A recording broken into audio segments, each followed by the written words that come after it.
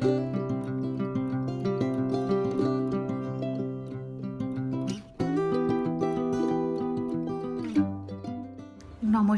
কেমন আছেন আপনারা সবাই? আশা করছি ভালো আছেন।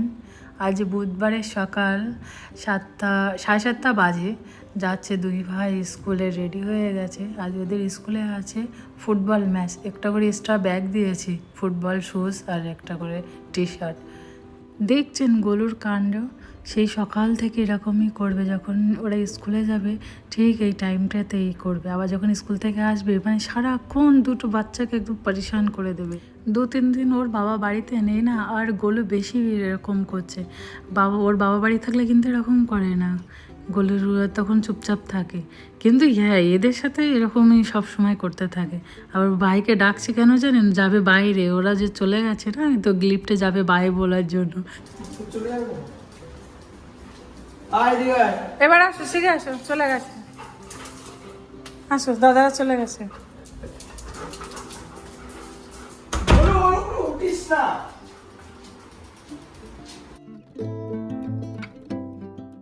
দেখছেন ওর বদমাইশের লেভেলটা কত দূর পর্যন্ত চলে যায়। কেটেও দিয়েছে ভাইকে।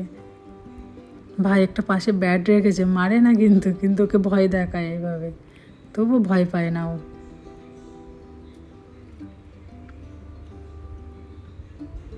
আমার মনে হয় আমার ছেলেদের পিছনে এতটা আমাকে দৌড়াতে হয় না, এতটা খাটতেও হয় না। এর পিছনে যেটা আমাকে করতে হয় সারাটা দিন। হয়ে গেছে, দাদা বাই করেছে।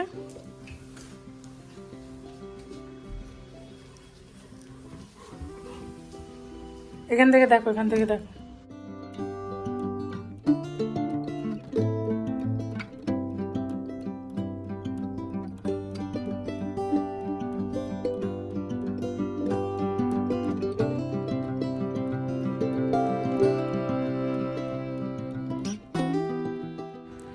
ওই যে আগে গাড়িটা যাচ্ছে ওটাতেই ওরা আছে।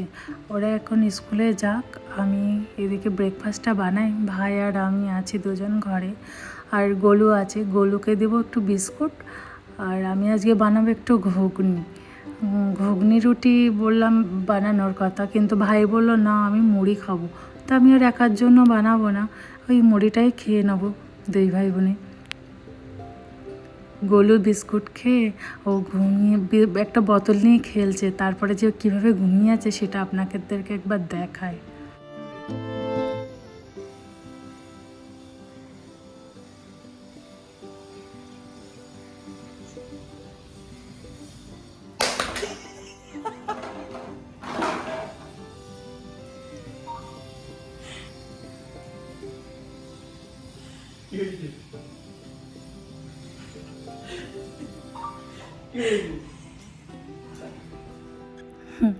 প্রেশার কুকারে তো ছিটে দিয়ে নিয়েছি মটরটা। এদিকে একটু কড়াইতে তেল দিয়ে, আর এদিকে লঙ্কা, পেঁয়াজ আর টমেটো কেটে নিয়েছি। একটু শুকনো লঙ্কা আর জিরে দিয়ে দেবো। ফ্রিজটা খুলে দেখলাম যে অনেকটা চর্বি আছে। কদিন আগেই দেব কিনে নিয়ে এসেছিলো মটন, তা তার সাথে চর্বিটা একটু বেশি দিয়েছিল, তা আমি আবার সাইড করে রেখেছিলাম। তা আজ মটরটা দিয়ে রান্না করব। এই রান্নাটা আমার মার কাছ থেকেই আমি বেশিরভাগ দেখে শিখেছি। আমার মাও দেখেছি এরকম করে রান্না করে। যেদিন মটন নিয়ে আসে তো একটু চর্বিটা আলাদা করে রাখে, আর পরের দিনকে এই আদা রসুন পেস্টটা দিয়ে দিচ্ছি। আদা রসুনগুলো আমি আগে থেকে না পেস্ট বানিয়ে ফ্রিজে রেখে দিই। আমার অনেক কাজে সুবিধাও হয়, এতে তাড়াহুড়ো করে রান্না করার জন্য তো একদম ইজি হয়ে যায়। একটু ঢেকে রেখে দিই, আর এটা হতে থাক।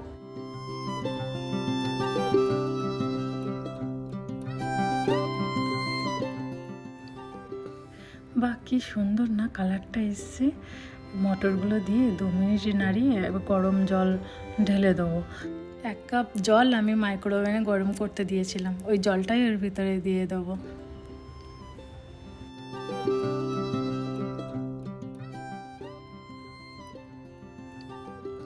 হয়ে গেছে প্রায় রান্নাটা। একটু গরম মশলা দিয়ে দিচ্ছে লাস্টে। যাই করি, ভাই বসে আছে, ওকে একটু খেতে দিয়ে দেয়।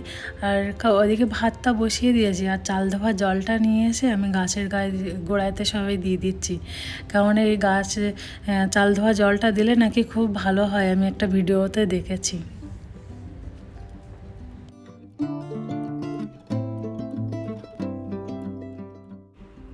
সকাল থেকে কি সুন্দর রোদ্দুর ছিল। আমি ওর গাছগুলোতে সব চাল ধোয়া জল দিয়েছি, আর তার ঠিক দুপুরবেলার দিকটা 2 ঘন্টা বৃষ্টি হয়ে একদম পুরো জায়গাগুলো সব জল জমে গেছে। ভাইকে নিয়ে যাব একটু মার্কেটে, ওই মলের দিকটাতেই যাব। তাই ভাইকে বললাম যে আমরা তো যাব, ওরা তো এখন স্কুল থেকে আসে, স্কুল থেকে এসে যেন চাবিটা খুঁজে পায়, তার জন্য ভাই একটা কাগজে লিখে রাখছে। কি লিখেছে? We are going to market. Okay, let us smile.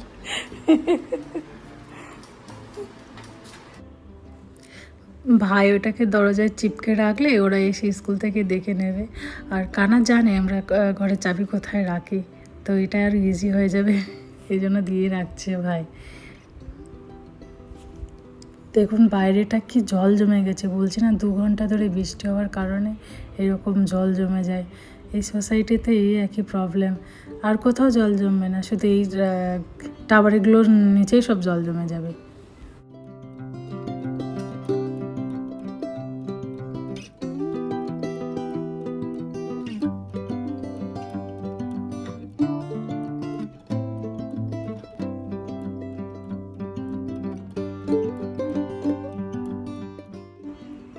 যাই ভিতরটাতে একটু স্কুলের টিফিনগুলো নিতে এসেছি, বেশিরভাগ স্কুলে যে টিফিনগুলো দেয় সেইগুলো নেওয়ার জন্যই এসেছি। আর এদিকে সন্ধ্যাবেলা ওরা একটু এসে চিপস টিপস খায়, বাড়িতে আসে তো 4টের সময়, তো ওই জন্য ওদের জন্য একটু তুলে নিচ্ছে চিপস। চলুন আমরা বাজারটা করে নিই। আর আজ আমার ব্লগটা কেমন লেগেছে সেটা কমেন্টে জানাবেন। আপনারা ভালো থাকুন, সুস্থ থাকুন।